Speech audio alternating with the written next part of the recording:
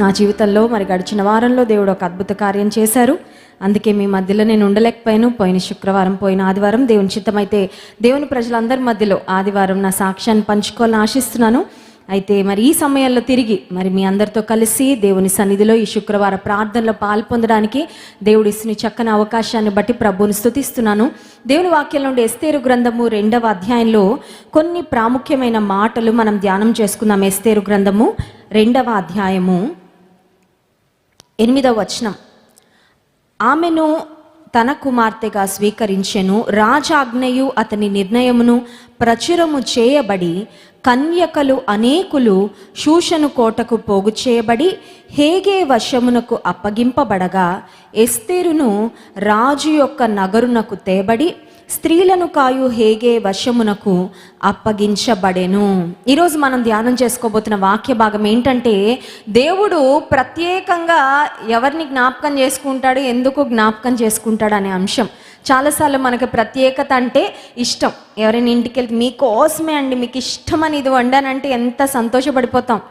కొన్నిసార్లు కొంతమంది మీకు ఇష్టమని ఈ కలర్ చీర కొన్నానంటే ఎంత ఆనందపడిపోతాం. మనకి ఎవరైనా మనల్ని ప్రత్యేకంగా భావిస్తే, ప్రత్యేకంగా ట్రీట్ చేస్తే చాలా సంతోషం. అందరితో కలిపి కాకుండా ప్రత్యేకంగా ఎవరైనా గుర్తించి పలకరిస్తే ఎంత ఆనందమో. ప్రత్యేకతలో ఉన్న ప్రత్యేకతే అది కదండి. స్పెషాలిటీ అంటేనే స్పెషల్. దేవుడు కూడా మనల్ని ప్రత్యేకమైన వారిగా ఎంచేవాడు అనే మాట ఎస్తేరు జీవితంలో చాలా చాలా స్పష్టంగా మనం గమనించగలం.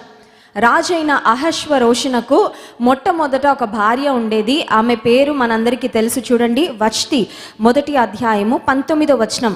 రాజునకు సమ్మతి ఆయన వష్టి రాజైన అహష్వరోషు సన్నిధికి ఇకను రాకూడదని తమ యొద్ద నుండి ఒక రాజాజ్ఞ పుట్టవలెను. అది తప్పకుండునట్లు పారసీకుల యొక్కయు మాదీయుల యొక్కయు న్యాయము చొప్పున నియమింపవలెను.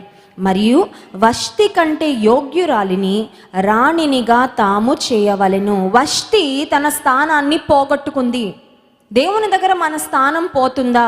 కొంతమంది అనుకుంటారు ఎలా బ్రతికేసినా క్షమించు ప్రభా అంటే క్షమించేసి చేర్చేసుకుంటాడని. కానీ మొదటి స్థితి కొన్నిసార్లు తిరిగి రాదండి. అది అర్థం చేసుకోవాలి. అర్థమవుతుందండి? మొదటి స్థితి రాదు. కొన్నిసార్లు మొదటి వైభవం మళ్ళీ తిరిగి రాదు. దేవుని గురించి తెలిసి కూడా, దేవుని వాక్యాన్ని గురించి తెలిసి కూడా, దేవుని యొక్క ఆజ్ఞలు, శాసనాలు ఎంత ఖచ్చితమైనవో తెలిసి కూడా కొంతమంది తెలిసి బురదలో పడిపోతూ ఉంటారు. ఏ బురదలో? మన రోడ్డు మీద కనబడే బురద కాదు, పాప మన బురదలో పడిపోతాం. ఏముందండి, డిటర్జెంట్లు ఉన్నాయిగా, ఉతికేసుకోవచ్చుగా. తెలిసి పాపం అనే బురదలో పడిన తర్వాత నువ్వు దేవుని సన్నిధిని కోల్పోతావు, దేవుని మహిమ కోల్పోతావు, దేవుని శక్తి కోల్పోతావు, దేవుని అభిషేకం కోల్పోతావు, దేవుని ఆశీర్వాదాలు కూడా కోల్పోతావు. ఆ తర్వాత నీ బ్రతికి ఎలా ఉంటుందంటే అతుకుల బ్రతికే అవుతుంది కొన్నిసార్లు. అర్థమవుతుందండి? మొట్టమొదట నీకున్న స్థితి కొన్నిసార్లు నీకు తిరిగి రాకపోవచ్చు. వష్టి తన స్థాయిని, తన స్థానాన్ని పోగొట్టుకుంది. She was banished from the kingdom. ఆమె రాజ్యం నుండి బయటకి పంపివేయబడింది. అహష్వరోషు రాజు, ఆయన దాదాపు 127 సంస్థానాలంట. 1వ అధ్యాయం 1వ వచనంలో ఉంటుంది. 127 సంస్థానాల మీద రాజు, 127 సంస్థానాల మీద రానంటే అది ఎంత గొప్ప స్థానమో. వష్టి తన అవిధేయత వలన తన స్థానాన్ని, ఆమెకున్న ఘనతను కోల్పోతే, కొన్నిసార్లు దేవుడిచ్చిన ఘనత, దేవుడిచ్చిన ఆశీర్వాదం యొక్క విలువ అది పోయాక అర్థమవుతుంది. అవునా కదా?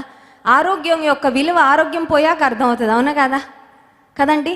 సమాధానం యొక్క విలువ సమాధానం పోయాక అర్థమవుతుంది. కొంతమంది డబ్బున్నంతకాలం దర్జాగా ఖర్చు పెట్టేస్తూ ఉంటారు. డబ్బంతా పోయాక, చేతులన్నీ ఖాళీ అయిపోయాక డబ్బు విలువ తెలుసు. అయ్యయ్యో, అప్పుడు సమృద్ధిగా ఉండేదే, అప్పుడు నేను ఇలా చేయలేకపోయానని. మా ఇంటికి మా చిన్నతనంలో మా యూత్ మీటింగ్ ఒక అన్న వస్తూ ఉంటే, అన్న తన చిన్నప్పుడు ఒక అనుభవం చెప్పాడు. ఏంటంటే, మా డాడీ రాజకీయంగా బాగా తిరుగుతున్న కాలంలో మా ఇంట్లో డబ్బులు కట్టలన్నీ షెల్ఫ్లో పెడుతూ ఉంటే మేము ఆడుకునేటప్పుడు క్యాండిల్కి వాటిని ఒక్కొక్కటి పెట్టి కాల్చేసేవాళ్ళం అమ్మా అని చెప్పాడు. అయితే తర్వాత వాళ్ళ కుటుంబం చాలా పేదరికంలోకి వెళ్ళిపోయిందండి. ఎలా అంటే వాళ్ళకి ఎంత అవసరమో ఆ రోజుకి అంతే ఉంటుంది తప్ప వాళ్ళకి ఇంకా భవిష్యత్తు కోసం నిల్వలు కూర్చుకునే అంత ఆర్థిక స్థితి లేదు. అయితే ఆ అన్న ఏం చెప్పేవాడంటే, చిన్నప్పుడు చాలా డబ్బు ఉండేది ఇంట్లో, చాలా కట్లు ఉంటే అవేదో కాగితాలు అనుకొని క్యాండిల్కు పెట్టి కాల్చేసేవాళ్ళం. అయ్యో, డబ్బు విలువ ఏంటో ఇప్పుడు మాకు డబ్బు లేనప్పుడు తెలుస్తుంది. కొన్నిసార్లు దేవుడిచ్చిన ఆశీర్వాదాలు అవి పోయాక తెలుస్తుంది.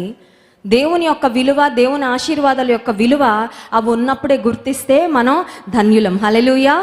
మనం ధన్యులమా కాదా? ధన్యులమా కాదా? ఒకసారి చెప్దామా, నేను ధన్యురాలని చెప్పండి. I'm blessed. హల్లెలూయా. నేను ఆశీర్వదించబడిన వ్యక్తిని. హల్లెలూయా.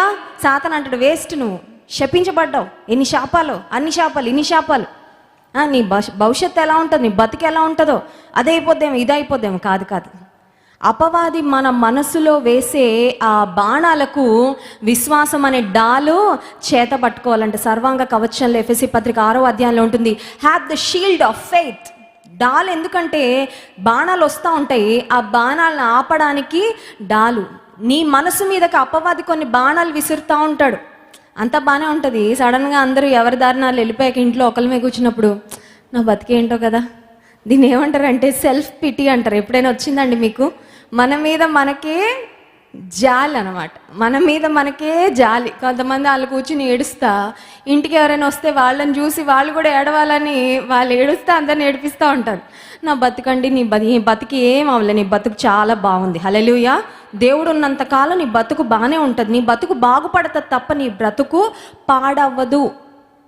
వష్టి దేవుడు ఆమెకి ఇచ్చిన స్థానాన్ని, ఆశీర్వాదాలను కోల్పోయిన తరువాత దేవుడు ఆ స్థానంలోకి ఇంకొకళ్ళని తీసుకురావాలనుకున్నాడు.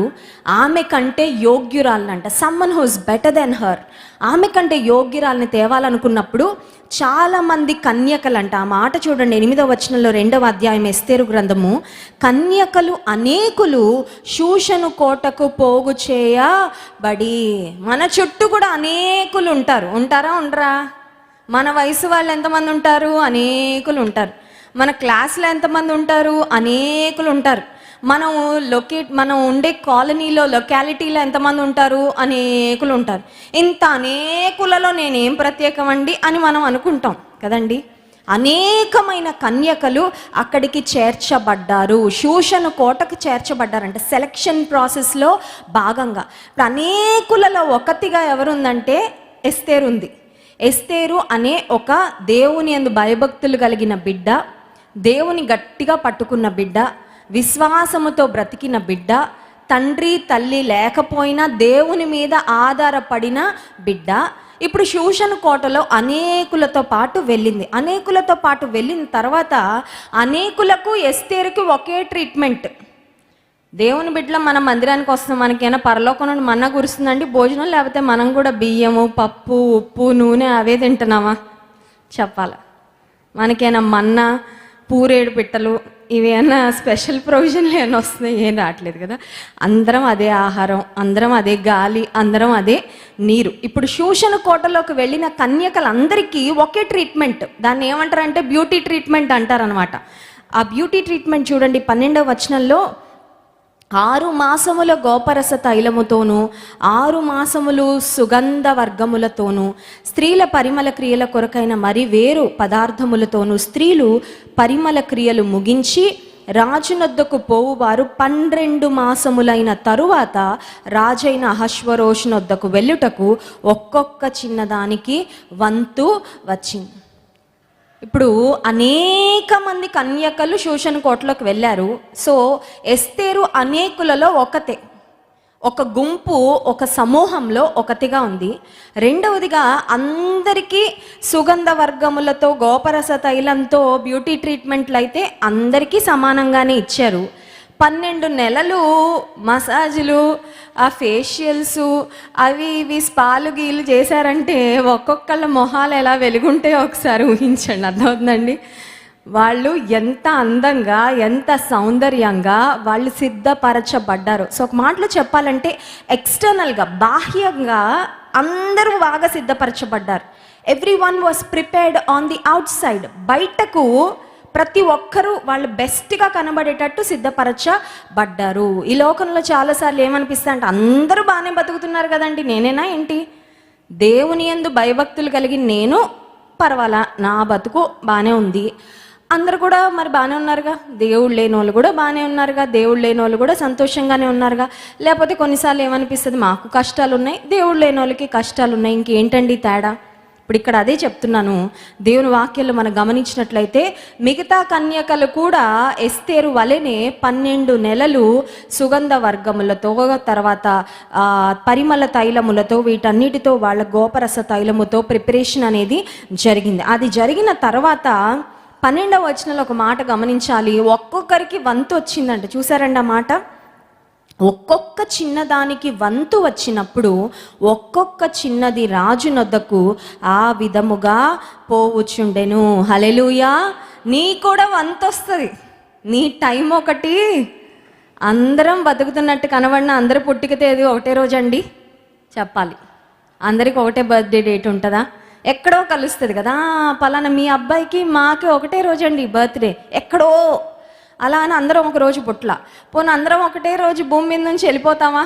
ఎవరి టైము ఎవరి వంతు వచ్చినప్పుడు వాళ్ళు, ఎంతమంది గుంపులోకి వచ్చినా దేవుడు పలానా సిస్టర్ రండి అంటే అమ్మో నన్ను కాదు అనుకోవద్దు, ఎవరిని దేవుడు పిలవద్దు, ఇక్కడే అందరం సంతోషంగా ఉండాలని కోరుకుందాం. కానీ దేవుని సమయం వచ్చినప్పుడు ఎంతమంది గుంపులో మనం ఉన్నా టక్కని దేవుడు పిలవగానే వెళ్ళిపోవడం. అంతేనా? వంతు వచ్చినప్పుడు దేవుడు నీ వంతు వస్తుంది. నువ్వు దేవుని కొరకు బ్రతుకుతూ ఉన్నప్పుడు, దేవుని మీద ఆధారపడుతూ ఉన్నప్పుడు, విశ్వాసంతో జీవిస్తున్నప్పుడు, దేవుని ఘనపరుస్తున్నప్పుడు, దేవుని హెచ్చిస్తున్నప్పుడు, దేవుని కొరకు నువ్వు కార్యాలు చేస్తున్నప్పుడు నీకు కూడా వంతు వస్తుంది. ఇప్పుడు ఇంకో ప్రశ్న అడుగుతాను. ఎస్తేరే ఫస్ట్ వంతు వచ్చిందా? ఇంకా మిగతా కొంతమంది ముందు వెనకాల ఉండుంటారా? చెప్పాలి. ఆమె కంటే ముందు కొంతమంది ఎల్లుంటారు. ఎస్తేరు లైన్లో ఆమెకి ఏ నంబర్ ఇచ్చి ఉంటారు కదా, టోకెన్ నంబర్ 17, టోకెన్ నంబర్ 70. అంటే ఈవిడ ముందు 69 మంది వెళ్ళారు, ఈవిడ వెనకాల ఇంకొక 30 మంది ఉంటారేమో, తెలీదు. అక్కడ టోటల్ నంబర్ అయితే మనకి రాయబడలేదు. ఇప్పుడు ఇంకో ప్రశ్న. కొన్నిసార్లు మన జీవితంలో మనం ఎదురు చూస్తున్న ఆశీర్వాదాలు పక్కోళ్ళకి వచ్చేస్తూ ఉంటాయి త్వరగా. ఎప్పుడైనా జరిగిందండి అది? మనకి పెళ్ళవ్వాలనుకుంటే మనకంటే ముందు పక్క వాళ్ళకి అయిపోతూ ఉంటుంది. మనం పిల్లలు కలగాలని ఆశపడుతూ ఉంటే అందరికి పుడతా ఉంటారు, కానీ మనకు మాత్రం పుట్టరు. అర్థమవుతుందా? మనం ఇల్లు కట్టుకోవాలనుకుంటే మనకంటే వెనకాల లోన్ అప్లై చేసిన వాళ్ళకి లోన్ వచ్చేసి వాళ్ళు ఇల్లు మొదలు పెట్టేస్తారు, కానీ మనది మాత్రం ఎక్కడ వేసిన గొంగలి అక్కడే. మనం ఏదో అనుకుంటుంటాం, ఎదురు చూస్తుంటాం, అది మనకి కాకుండా మిగతా వాళ్ళకి జరిగిపోతూ ఉంటుంది. అంటే అర్థం ఏంటంటే నేను అర్థం చేసుకోవాలి, మన వంతు ఇంకా రాలేదని. హల్లెలూయా. కానీ వంతు మాత్రం ఖచ్చితంగా వస్తుంది. Hallelujah. He makes all things beautiful in his time. దేవుడు అన్నీ తన సమయం చొప్పున ఆయన చక్కగా జరిగిస్తాడంట. ప్రసంగి గ్రంథంలో వ్రాయబడి ఉన్న మాట, ఆయన సమయంలో ఆయన సమస్తమును చక్కగా పర్ఫెక్ట్ టైమింగ్. నీ లైఫ్లో ఎప్పుడు ఏం జరగాలో అవన్నీ దేవుడు డిసైడ్ చేసి పెట్టాడు. నువ్వు తొందరపడినా కొన్నిసార్లు దేవుడిని తొందర పెట్టేస్తూ ఉంటారు. కొంతమంది తల్లిదండ్రులు తొందర పెట్టేస్తూ ఉంటారు, అవునా కదా? తల్లిదండ్రులు తొందర పెట్టే వాళ్ళు ఉండరా? ఏదో చేయండి, మరి మీరు ఎందుకున్నారు ఇక్కడ? ఉద్యోగం అందరికి వచ్చేస్తుంది, లంచం కట్టయినా సరే నాకు ఉద్యోగం తెప్పించేయండి. అమ్మా నాన్నని టెన్షన్ పెట్టేస్తూ ఉంటారు కొంతమంది, అవునా కదా? పెళ్ళి చేయండి నాన్న, అందరికి అయిపోతుంది పెళ్ళి, నువ్వెందుకు చేయట్లేదు? కొంతమంది భార్యలు భర్తల దగ్గరికి వెళ్ళి తొందర పెడతారేమో, పిల్లలు అందరికి పుడుతున్నారు. చేసిందండి బైబిల్ గ్రంథంలో రాహేలు యాకోబు దగ్గరికి వెళ్ళి అంటుందంట, నువ్వు నాకు పిల్లల్ని ఇస్తావా చస్తావా అంటుందంట. నువ్వు పిల్లల్ని ఇవ్వకపోతే చస్తావా అని, అట్లా నేను చచ్చిపోతాను అంటుందంట. అంటే she is so desperate for children. పిల్లల కోసం ఆమె అంత ఆరటంతా ఎదురు చూస్తుందేమో. ఆమె అంటుంది, ఇంకా నేను వెయిట్ చేయలేను, చచ్చిపోతాను. అంటే యాకోబు అన్నాడు, మంచి మాట చెప్పాడు, దేవుడి స్థానంలో ఉన్నానమ్మా నేను, భర్తనే కరెక్టే, కానీ దేవుడి స్థానంలో అయితే నేను లేను. నా మీద పడి ఏడవకు, దేవుడి దగ్గర పడి ఏడు. హల్లెలూయా. అది నేర్చుకోవాలి. దేవుని దగ్గర పడి ఏడవడం నేర్చుకుంటే ఆశీర్వాదాలన్నీ మన స్వంతమే. హల్లెలూయా. అమ్మ మీద పడి నాన్న మీద పడి ఏడవద్దు, ఇరుగు పొరుగు వారి మీద పడి ఏడవద్దు, బంధువుల మీద పడి ఏడవద్దు. నీకెవరో ఆపేశారు నీ ఆశీర్వాదాలను బాధపడద్దు.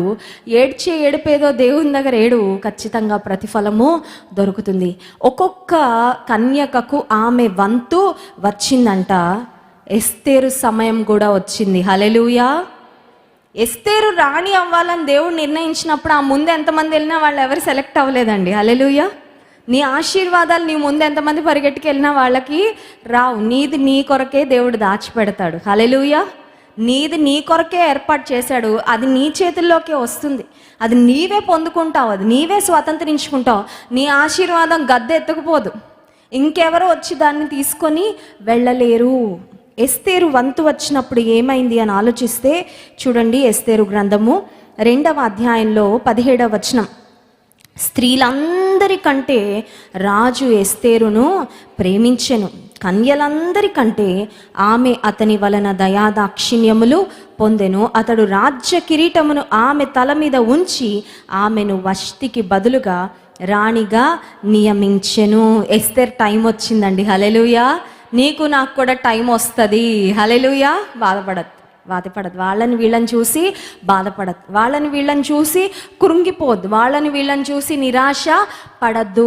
నిన్ను దేవుడు జ్ఞాపకం చేసుకునే సమయము వస్తుంది, నిన్ను దేవుడు హెచ్చించే సమయము వస్తుంది, నిన్ను దేవుడు దీవించే సమయం వస్తుంది, నీ పక్షంగా దేవుడు ఉన్నాడని రుజువు చేసుకునే సమయం ఒకటి ఖచ్చితంగా వస్తుంది. రాజు దగ్గరికి ఎస్తేర్ రాగానే చూడగానే రాజుకి రాజు ప్రేమించాడంటండి. అది ఎవరు పెట్టారంటే, ఆ కార్యం ఎవరు చేశారంటే దేవుడే చేశాడు. హల్లెలూయా.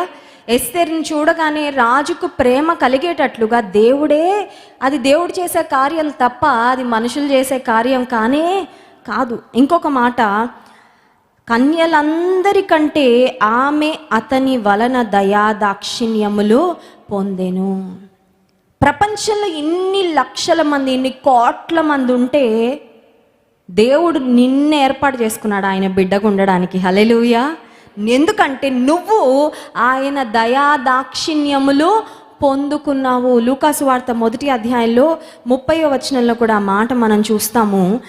మరియా, కన్య అయిన మరియ వద్దకు దేవదూత వచ్చి చెప్తున్న మాట చూడండి. లూకాసు వార్త 1వ అధ్యాయము 30వ వచనం. దూత, మరియా భయపడకుము, దేవుని వలన నీవు కృప పొందితివి. హల్లెలూయా. ఆ కాలంలో చాలామంది కన్యకలు లేరా? భూమి మీద ఇప్పుడు ఈ టైంలో ఎంతమంది కన్యకలు, పెళ్లిగానే ఆడపిల్లలు ఉన్నారంటే ఎంత పెద్ద లిస్ట్ వస్తుందండి, చాలా పెద్ద లిస్టు. ఉద్యోగాలు లేని వాళ్ళు ఎంతమంది ఉన్నారు, బీటెక్ చదివిన వాళ్ళు ఎంతమంది ఉన్నారు, ఎంటెక్ చదివిన వాళ్ళు ఎంతమంది ఉన్నారు, ఎంబీఏ చేసి ఉద్యోగాల కొరకు ఎదురు చూసిన వాళ్ళు ఎంతమంది ఉన్నారని లెక్కలు తీస్తే లక్షల్లోనే ఉంటారు లెక్కలు.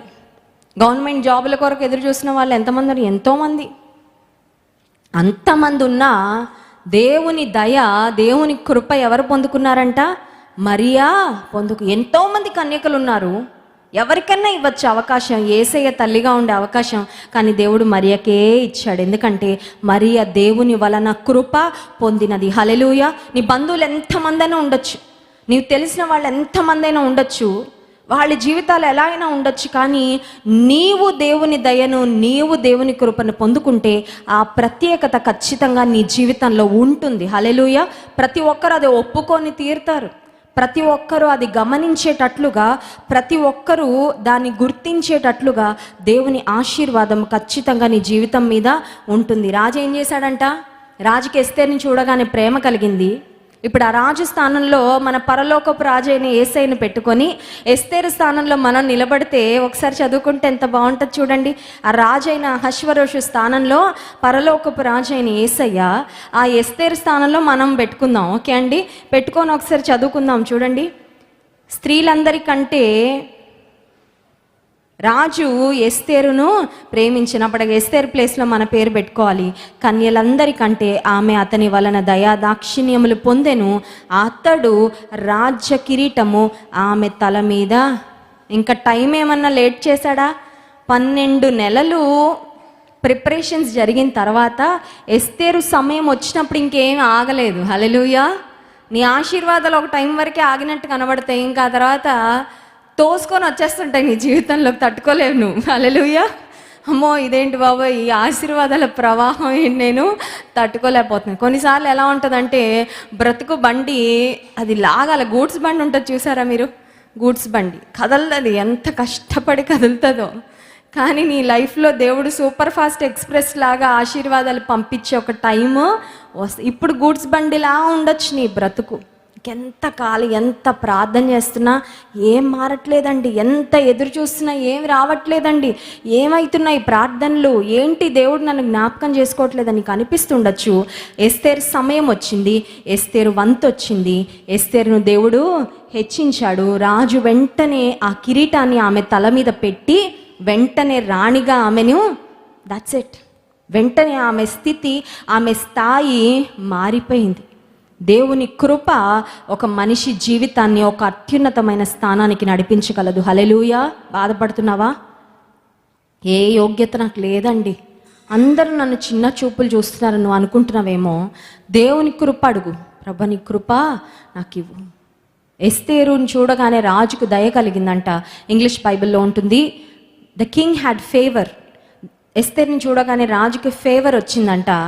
గాడ్స్ ఫేవర్ మన మీద ఉంటే అదే మన లైఫ్కి ఫ్లేవర్ యాడ్ చేసేస్తుందంట. Hallelujah. The favour of God adds flavour to our life. దేవుని దయ, దేవుని కృపే మన జీవితానికి ఒక ప్రత్యేకతను సంతరించి పెడుతుంది. బాధపడుతున్నావేమో, లోక సంబంధంగా ఏ ఘనత ఏ మెప్పు నాకు లేదని నువ్వు కృంగిపోతున్నావేమో. దేవుని దయ కొరకు అడుగు, దేవుని దయా దాక్షిణ్యముల కొరకు ఎదురు చూడు. ఇప్పుడు అందరి జీవితం ఒకేలా ఉన్నట్టు అనిపించవచ్చు, అందరి పరిస్థితులు నీ పరిస్థితులు ఒకేలా ఉన్నట్టు అనిపించవచ్చు, కానీ నీ భక్తికి నీ విశ్వాసానికి ప్రతిఫలము వచ్చే దినము దగ్గరలో ఉంది. హల్లెలూయా.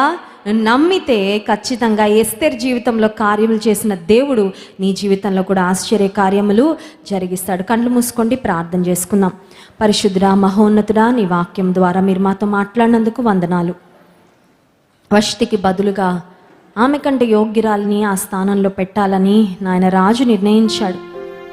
యోగ్యత మాకు ఇవ్వండి అయ్యా, నీ దృష్టిలో యోగ్యులముగా బ్రతికే కృప మాకు ఇవ్వండి. అవిధేయత, గర్వము, ఎదురాడే స్వభావము మాలో లేకుండా సహాయం చేయండి. ఎస్తేరును చూడగానే రాజుకు ప్రేమ కలిగింది, దయ కలిగిందని వాక్యంలో ఉంది. ప్రభా, పరలోకపు రాజుగా మీరు మమ్మల్ని చూస్తున్నారయ్యా, మీరు మమ్మల్ని ప్రేమతో చూస్తున్నారు. ఒకరోజు మాకు ప్రతిఫలం ఇవ్వాలని, నీ సమయంలో మా వంతు వచ్చినప్పుడు మమ్మల్ని ఆశీర్వదించాలని మీరు ఎదురు చూస్తున్నారు కనుక వందనాలు. విసుగక పట్టుదలతో నీ కార్యాల కొరకు ఎదురు చూసే ఓపిక, శ్రద్ధ, పట్టుదల మాకు మీరు దయచేయండి అయ్యా. ఉపవాస ప్రార్థనలో ఎంతమంది పట్టుదలతో పాల్పొందుతున్నారో వారి జీవితంలో ప్రత్యేకమైన నీ కార్యములు జరిగించి మహిమను పొందమని, నీ వాక్యం మా హృదయాలు ఫలింపచేయమని నిన్ను స్తుతించి ఆరాధించబోతుండగా ఆరాధన ఆత్మతో మా హృదయాలను నింపండి అయ్యా. నీకు ఇష్టమైన ఆరాధన మేము చేయడానికి సహాయం చేయండి. యేసు నామమున ప్రార్థిస్తున్నాం తండ్రి, ఆమేన్.